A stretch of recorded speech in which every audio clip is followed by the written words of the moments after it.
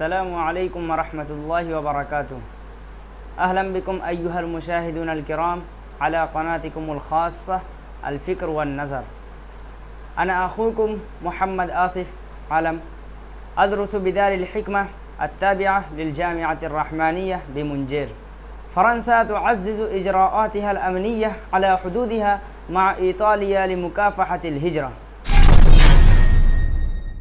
محكمة باكستانية تمدد حبس عمران خان. من ماعز الأفغان إلى بيز الأوكراني، الحرب تفتح شهية الفساد. السعودية تعلن توقيع مذكرة التفاهم بين الهند والشرق الأوسط وأوروبا. توسيع التطبيق بأفريقيا، هل الصومال في دائرة الاهتمام الإسرائيلي؟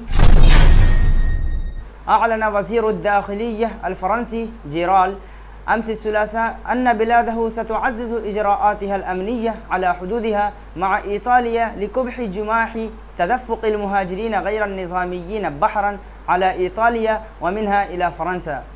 وأضاف دارمانان في أعقاب زيارة قام بها إلى مركز مينتون الحدودي أن فرنسا تشهد زيادة بنسبة 100 في أعداد المهاجرين بين المتدفقين، وهذا أمر يؤثر على منطقة الألب ماريتيم وعلى منطقة الألب بأكملها حسب قوله.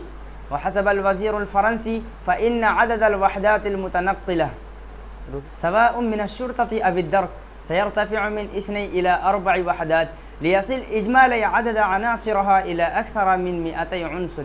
قال محامي رئيس الوزراء الباكستاني السابق عمران خان اليوم الأربعاء إنه تم تمديد فترة حبس موكله بتهمة تسريب أسرار الدولة لأسبوعين آخرين.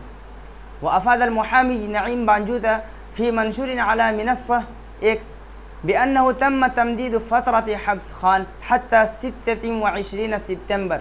وأوقفت الشرطة الباكستانية خان في مدينة لاهور في 5 أغسطس إثر صدور حكم قضائي من محكمة ابتدائية بالعاصمة إسلام آباد بسجنه 3 أعوام بتهمة الكسب غير المشروع، قبل أن تأمر المحكمة العليا في إسلام آباد بالإفراج عنه، لكنها أيدت في المقابل منعه من العمل السياسي لمدة 5 سنوات قادمة.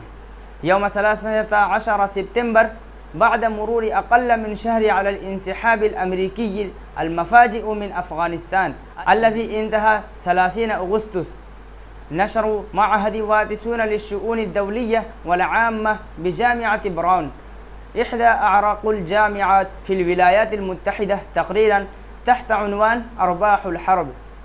الشركات المستفيدة من فترة ما بعد أحداث 11 سبتمبر أيلول.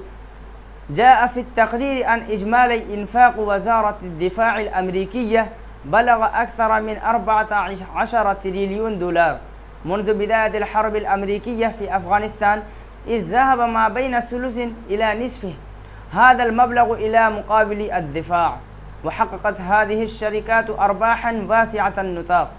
أعلن ولي العهد السعودي الأمير محمد بن سلمان السبت توقيع مذكرات التفاهم لمشروع اقتصادي يجمع بين الهند والشرق الأوسط وأوروبا، جاء ذلك خلال قمة ال20 التي ترأس فيها وفد بلاده والمنعقدة في نيودلهي.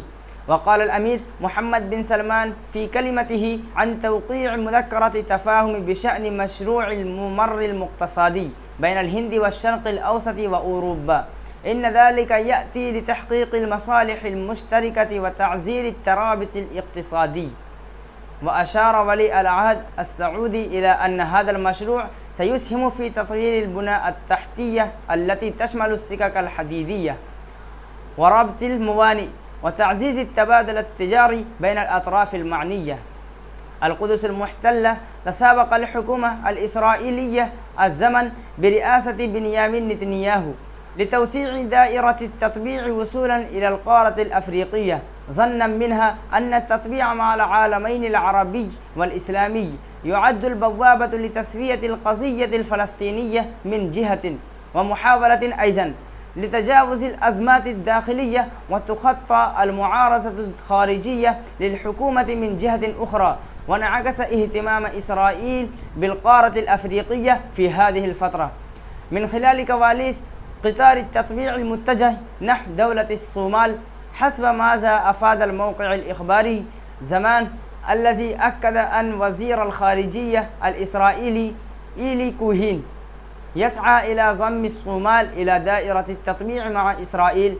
ورجح كذلك أن كوهين التقى مؤخرا مع الرئيس الصومالي حسن شيخ محمود في دولة أفريقية. وأخيرا أشكركم شكرا جزيلا.